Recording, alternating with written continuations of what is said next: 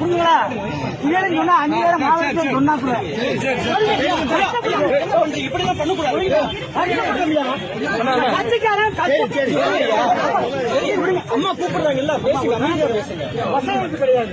மாசம் வயசுல பென்ஷன் வருது, மாவட்டத்துக்கு தெரியும். குருசாமி அம்மா சொல்ற கேளுங்க, அமைதியா இருக்காங்க. ஒரு கடை வைக்கிறதுக்கு கட்சி கொடுக்கிறார்.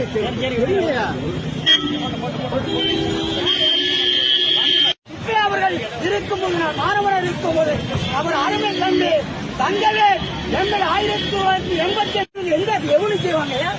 ஒரு கட்சிக்காரன் செய்யாத கட்சிக்காரனுக்கு இவங்க யாரு செய்வான்? வழக்கு மர போடுவேன்.